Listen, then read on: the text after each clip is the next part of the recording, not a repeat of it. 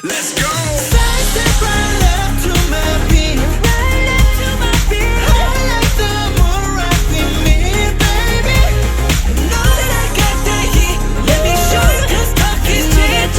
Side step right left to my beat. Get it, let it roll. Halo guys, kami dari kelompok 2. Saya Inul, Saya Viola Veronica.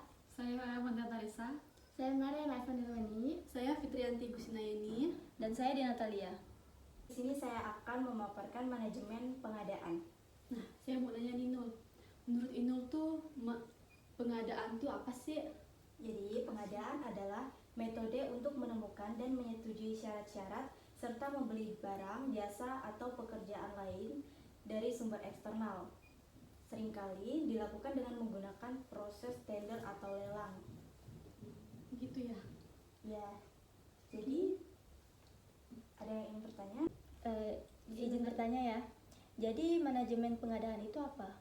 Jadi, manajemen pengadaan adalah bagian dari manajemen rantai supply chain management yang secara sistematis dan sistematik memperoleh barang dan jasa mulai dari perencanaan, proses, pelaksanaan, dan penerimaan hasil pekerjaan berdasarkan prinsip, tujuan, dan ketentuan untuk memenuhi kebutuhan pelanggan dan pemakai. Oke, makasih. Ya. Saya ingin bertanya itu, kalau apakah pengadaan mempunyai jenis? Ya, betul sekali, pengadaan memiliki 4 jenis. Yang pertama itu pengadaan barang, bahan baku, bahan setengah jadi, dan barang jadi. Yang kedua, pengadaan pekerja konstruksi. Yang ketiga, pengadaan jasa konsultasi. Dan yang terakhir, keempat, pengadaan jasa lainnya. Jadi ada jenisnya ya. Ya, contoh perusahaan Indomarko memilih supplier dan mengevaluasi kinerja supplier. Sekian manajemen pengadaan dari saya.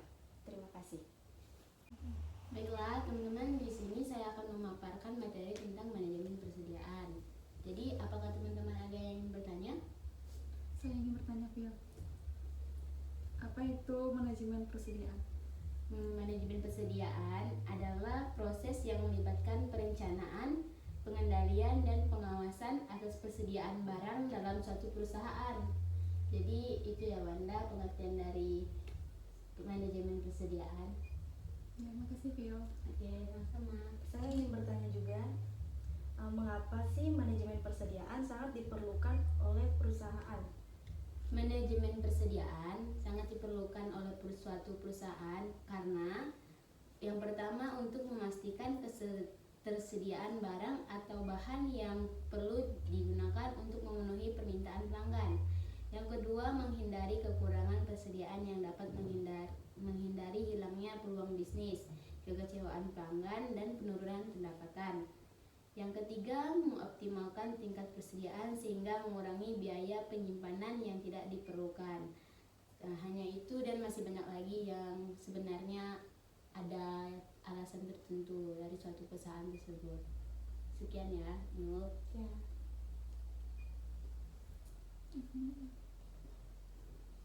Baik, Vio, saya izin bertanya ya. Menurut Vio, apa sih fungsi manajemen persediaan? Menurut saya, fungsi manajemen persediaan yaitu mengoptimalkan pemenuhan persediaan, mengurangi biaya operasional, memberikan layanan pelanggan yang lebih baik, dan mencegah kerugian dari pembusukan, pengembalian, dan pencurian, Eva. Itu ya. Phil, ingin bertanya. Ya, silakan ya.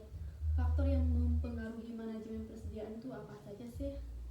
Ada banyak faktor yang mempengaruhi manajemen persediaan, Yen.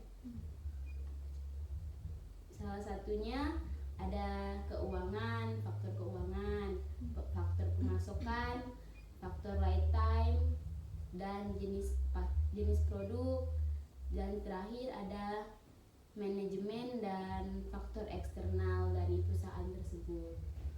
Hanya itu yang bisa saya sharingkan dengan teman-teman. Baiklah teman-teman, di sini saya akan memaparkan tentang logistik dan distribusi. Apakah teman-teman ada yang ingin bertanya? Baiklah, saya akan bertanya tentang apa sih logistik dan distribusi itu? Logistik dan distribusi adalah dua konsep yang berhubungan erat dalam manajemen pergerakan barang dan penyediaan layanan. Logistik melibatkan perencanaan, pengorganisasian, pelaksanaan, dan pengendalian semua aktivitas yang terkait dengan pergerakan penyimpanan dan pengiriman barang secara efisien. Nah, itu pengertian dari logistik dan distribusi. Wanda, saya ingin bertanya, apa sih tujuan dari logistik dan distribusi? Oke, tujuannya adalah untuk memastikan ketersediaan barang dan dengan waktu yang tepat, di tempat yang tepat, dan dengan biaya yang efisien. Itu adalah tujuannya. Sekian dari saya. Baiklah teman-teman, di sini saya akan memaparkan tentang pelayanan dan penjualan pelanggan. Apakah dari teman-teman ada yang ingin bertanya mengenai Saya. materi tersebut? Saya ingin bertanya, Silakan. apa sih penjualan itu? Penjualan adalah serangkaian kegiatan yang dirancang dan terencana untuk meningkatkan tingkat kepuasan pelanggan berupa adanya perasaan bahwa suatu produk atau jasa yang ditawarkan atau yang diberikan telah memenuhi harapan pelanggan tersebut. Sekian pengertian tentang penjualan. Apakah ada yang ingin bertanya lagi? Saya Eva. Saya ingin bertanya, pengertian pelayanan pelanggan itu apa ya? Pelayanan pelanggan adalah suatu tugas yang menyediakan informasi atau layanan terkait barang dan jasa yang diperdagangkan sesuai dengan kebutuhan konsumen, Pio. Oh, seperti ini. Jadi teman-teman, pengertian dari penjualan dan pelayanan pelanggan adalah suatu aspek penting dalam menjalankan bisnis untuk memastikan kepuasan dan membangun hubungan jangka panjang. Baik, sekian dari saya. Terima kasih. Baiklah teman-teman, di sini saya akan memaparkan materi tentang analisis data. Apakah ada yang ingin bertanya? Ya, ini saya izin bertanya ya. Ya. Apa sih analisis data itu? Nah, di sini analisis data itu merupakan keterampilan yang harus dimiliki oleh seseorang praktisi data. Proses analisis data membutuhkan pemikiran kritis dan pemecahan masalah yang baik. Keterampilan ini diperlukan untuk membentuk metode analisis data yang benar. Jadi itu pengertian dari analisis data ya Eva. Ya, terima kasih. Apakah ada yang bertanya lagi? Saya apa saja sih jenis analisis data? Nah, di sini jenis analisis data itu ada dua. Yang pertama yaitu teknik analisis data kualitatif. Analisis data kualitatif adalah analisis data yang diperoleh dari proses pengumpulan data, dimulai dengan kajian pustaka, partisipasi, dan wawancara. Teknik analisis kualitatif data penelitian. Nah, itu yang pertama. Terus yang kedua,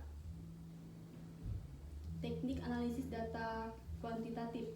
Teknik ini merupakan teknik pengolahan data yang bersifat numerik dan statistik. Nah, itu aja ya penjelasannya. Apakah sudah paham? Paham.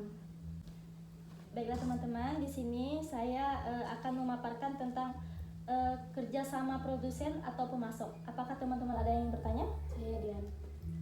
Saya ingin bertanya, apa sih pentingnya peran supplier? Baik.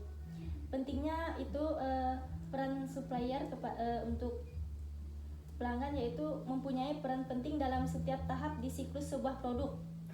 Siklus produk atau produk life cycle merupakan waktu yang dibutuhkan untuk menghasilkan produk sampai produk tersebut siap dipasarkan. Nah, terus produk by cycle dan life cycle tentu bervariasi, terutama tergantung pada volume produksi. Akan tetapi tidak diragukan lagi bahwa perusahaan membutuhkan pemasok andal untuk menghasilkan produk berkualitas. Seperti itu ya. Apakah paham? Paham. Apakah ada yang bertanya lagi? Saya aja. Apa sih tugas dari supplier itu?